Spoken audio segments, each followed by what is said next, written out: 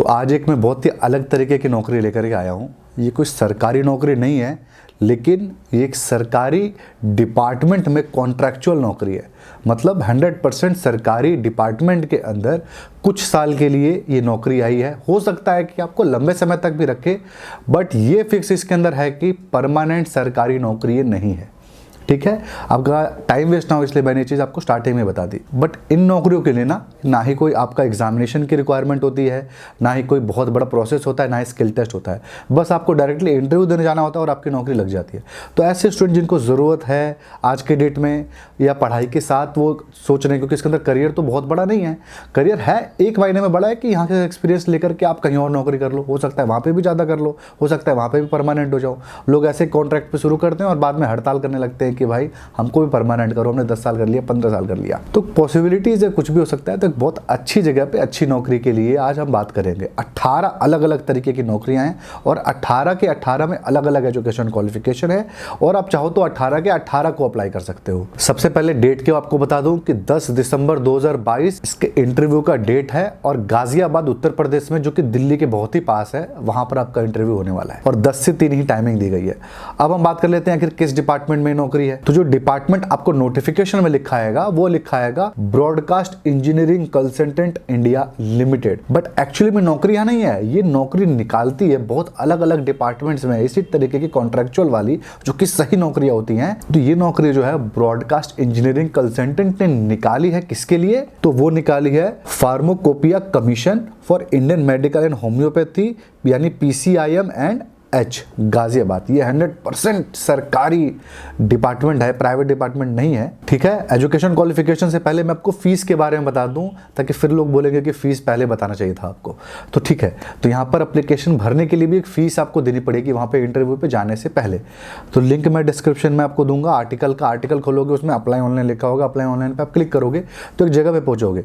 Notification का भी उसमें लिंक है, PDF में भी आप चाहो तो पढ़ सकते हो चीज़ें। अप्लाई ऑनलाइन पे क्लिक करोगे तो एक जगह पे आप पहुंचोगे जहां पर आपको करियर सेक्शन पे जाकर के फॉर्म को भरना पड़ेगा, जहां पे आपको सारे अपने डॉक्यूमेंट्स अपलोड करने पड़ेंगे, फोटोग्राफ अपलोड करने पड़ेंगे। और लास्ट पॉइंट ध्यान रहे, जो भी आप चीज अपलोड करोगे, जब आप फॉर्म भर लोगे, लास्ट में ईमेल आईडी लिखा आएगा, उस ईमेल आईडी पे आपके सारे डॉक्यूमेंट मेल भी कर रहे हैं आपको। उसके बाद आपको फीस देनी है। फीस कितनी देनी है? जनरल के लिए 885, OBC के लिए भी 885, SC ST 531, ex serviceman women के लिए भी 885, और फिजिकली हैंडीकैप्ड के लिए 531। ये तो हुई एक पोस्ट की। अगर आपको एक से ज्यादा पोस्ट के लिए अप्लाई करनी है तो बाकी सारी पोस्ट के लिए 590 रुपए पर पोस्ट आपको देना पड़ेगा, सिवाय SC ST, फिजिकली हैंडीकैप्ड और EWS के लिए, जिसमें 354 आपको पर पोस्ट देना पड़ेगा। ध्यान रहे, फीस काफी ज्यादा है। तो एजुकेशन क्वालिफिकेशन सटीक आपका कर रहा होगा ना, बैठ रहा होगा, तब भी आप अप्लाई करना। तो यहाँ पे 18 पोस्ट है टोटल, 18 के 18 का एजुकेशन क्वालिफिकेशन बता करके टाइम वेस्ट नहीं करने वाला हूं मैं। तो ऐसी बताऊंगा जो कि नॉर्मल क्वालिफिकेशन वाली है। ठीक है, तो अब स्क्रीन पे देखना शुरू करो। अब हम स्टार्ट करते हैं। आपके सामने दिख रहा होगा 1 2 3 नंबर। 1 2 3 नंबर जो आपका है वो आपको मास्टर डिग्री चाहिए यहाँ पे, और इसके अलावा डिजायरेबल जो है ना चीजें लिखी हुई है जहाँ पे, उसको आप भूल जाओ, वो आपको हो ना हो फर्क नहीं पड़ता, आप जा सकते हो एसेंशियल क्वालिफिकेशन को भी लेकर के। कैसा ही कैंडिडेट होगे तो सिलेक्ट कर लेंगे। तो पहले 3 जो आपकी है वो मास्टर डिग्री चाहिए, केमिस्ट्री में या फिर बॉटनी में, फार्मेसी में, इन सब चीज़ों के अंदर। PhD होगी तो ये प्रेफरेंस दे देंगे। तो ये हमको नहीं पढ़नी है, हमको आनी है चौथे पे सीधा। चौथा है आपका फार्माकोपियल एसोसिएट पब्लिकेशन। एक पोस्ट है इसके अंदर कोई भी ग्रेजुएट अप्लाई कर सकता है जिसकी कम्युनिकेशन अच्छी है और जिसको Microsoft Word, Excel, PowerPoint आता होगा। डिजायरेबल मतलब इच्छा है इनकी कि 2 साल एक्सपीरियंस हो, नहीं भी होगा तो कोई बात नहीं है, आप चाहो तो भर सकते हो। 25,000 रुपए सैलरी होगी और 30 साल तक के लोग इस पोस्ट के लिए अप्लाई कर सकते हैं। नेक्स्ट है ऑफिस असिस्टेंट, जिसके अंदर कोई भी ग्रेजुएट अप्लाई कर सकता है, जिसकी की कम्युनिकेशन स्किल अच्छी हो, जिसका कोई फर्क नहीं पड़ता, ये सब फालतू ऐसे लिखा हुआ है। मेन चीज है कि MS Word, Excel, PowerPoint, मतलब बेसिक कंप्यूटर का नॉलेज हो। यहाँ पे 30 साल तक के लोग अप्लाई कर सकते हैं। ऑफिस असिस्टेंट के लिए 20,000 सैलरी है इसके अंदर। उसके बाद आप नीचे आते रहिए, सीधा 7th नंबर पे आइए। 7th नंबर पे MTS की पोस्ट है, जिसमें कोई भी 10th पास अप्लाई कर सकता है, और इसके अंदर 25 साल तक के लोग अप्लाई कर सकते हैं। लोकल लैंग्वेज आनी चाहिए, यानी हिंदी लोकल लैंग्वेज है वहाँ की, तो आनी चाहिए। सैलरी 16,425, 16,425।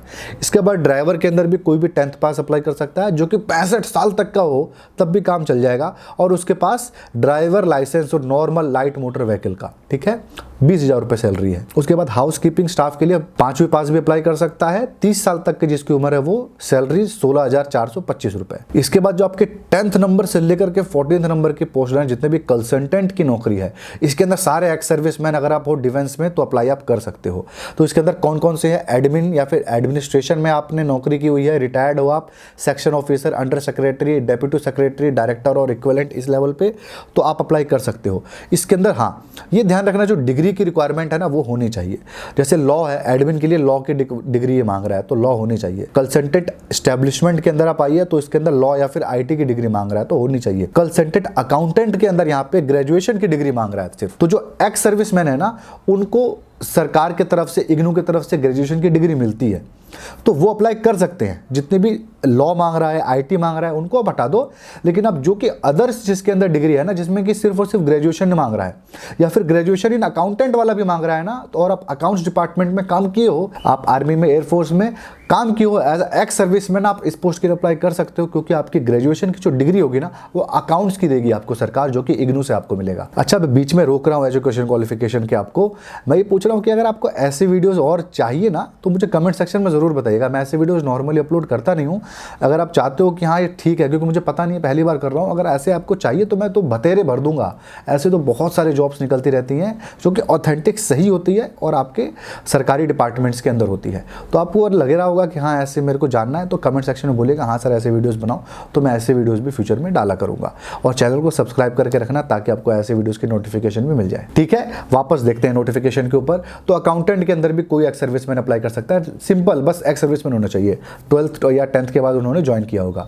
तो उसके अंदर कंसल्टेंट स्टोर के अंदर भी जो लॉजिस्टिक्स के लोग होंगे वो अप्लाई कर सकते हैं, जिसमें as a store officer, under secretary, deputy secretary, जितना भी आपका है, सेक्शन ऑफिसर की पोस्ट है, ये सारे, मतलब अगर आप जेसी हो, जूनियर कमीशन्ड ऑफिसर हो डिफेंस के अंदर, तो अप्लाई आप कर सकते हो। ये सारी पोस्ट के लिए जेसीओ कम से कम चाहिए ही चाहिए। तो कंसल्टेंट स्टोर हो गया, कंसल्टेंट लीगल के अंदर भी लॉ की डिग्री चाहिए। तो ये हो गया आपका एक्स सर्विसमैन का स्टोर तक खत्म। 14th जो आपका इसमें लॉ की डिग्री चाहिए 60% मार्क्स के साथ। इसके बाद आ जाते हैं हिंदी ट्रांसलेटर के अंदर 15th नंबर पे।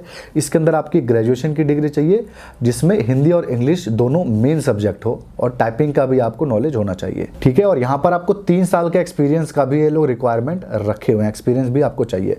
अच्छा, ऊपर जितने भी आपको पोस्ट बताया हूं ना एक्स सर्विसमैन वाली, सारे के अंदर 65 साल तक के लोग अप्लाई कर सकते हैं, 65 तक के। ठीक है, इसके बाद सारी जो क्वालिफिकेशन है, मास्टर डिग्री की रिक्वायरमेंट है। सबसे आखिरी पे आ जाए 18th नंबर पे MTS सिक्योरिटी की। इसके अंदर कोई एजुकेशन क्वालिफिकेशन की रिक्वायरमेंट नहीं है। इसके अंदर बस आपको हिंदी और इंग्लिश में से कोई एक में भी आपको अच्छे से बात करना आना चाहिए, फिजिक पर्सनालिटी आपकी अच्छी होनी चाहिए, और 3 साल का आपका एक्सपीरियंस होना चाहिए। ठीक है, मेडिकली भी आप फिट होने चाहिए, तो आपको ये लोग सिलेक्ट कर लेंगे। इसके अंदर मिनिमम 10th मांगा गया है। तो अगर आपने होमगार्ड ज्वाइन किया होगा या फिर पुलिस या फिर आर्मी कहीं से आप रिटायर हुए होगे तो तब तो ये आपको नौकरी दे ही देंगे, गारंटीड है कि दे ही देंगे। पर यहाँ पर एजुकेशन क्वालिफिकेशन का खासा नहीं है इसके अंदर। जो लोग को लग रहा होगा ना अप्लाई कर देना, ये लोग सिलेक्ट कर लेते हैं। बट अगर पैसे की कमी है तो मत करना, क्योंकि इसके अंदर पैसे लग रहे हैं अप्लाई करने के लिए। ठीक है, तो MTS सिक्योरिटी के लिए 16,445 रुपए वाली ये सैलरी वाली नौकरी है। इसके अलावा जितनी भी कंसल्टेंट की नौकरी बताया था, सारी 50,000 रुपए महीने वाली नौकरी है। ठीक है, मतलब इस MTS की पोस्ट के ऊपर जितना मैंने अभी बताया ना, सबके सब 50,000 रुपए सैलरी वाली नौकरी है, और 65 साल तक के लोग अप्लाई कर सकते हैं। ये सारा हो गया, आपको समझ में आया? 2-3 चीज़ों का ध्यान रखना है। फॉर्म अप्लाई करने के बाद जो ईमेल आईडी पे आपको डॉक्यूमेंट जरूर सेंड करना है, टाइम से उस दिन पहुंचना है। लेकिन पहुंचते वक्त क्या करना है, आपको जो एप्लीकेशन फॉर्म सबमिट करोगे प्रिंट कर लेना है उसका, वो आपके रिज्यूम और आपके ओरिजिनल डॉक्यूमेंट सब लेकर के आपको उस दिन पहुंच जाना है। आपका इंटरव्यू होगा और सिलेक्ट हो जाते हो तो आपकी नौकरी लग जाएगी। दुनिया में कोई भी जो प्राइवेट नौकरी होती है ना, वो सब कॉन्ट्रैक्ट बेसिस पे ही होती है। ठीक है, तो इसको आप हल्के में लेके मत चलो। पैसे लग रहे हैं, एक ये बात है, लेकिन आपको लग रहा होगा भाई पैसे उतने आपके लिए इंपॉर्टेंट नहीं है। ठीक है, इतने आप झेल सकते हो, और नौकरी चाहिए तो आप ज़रूर एजुकेशन क्वालिफिकेशन पार कर पा रहे होगे, तो उसको ज़रूर एक बार देखना। और मुझे एक चीज़ ज़रूर बताना कि ऐसा वीडियो क्या आप लोग को चाहिए।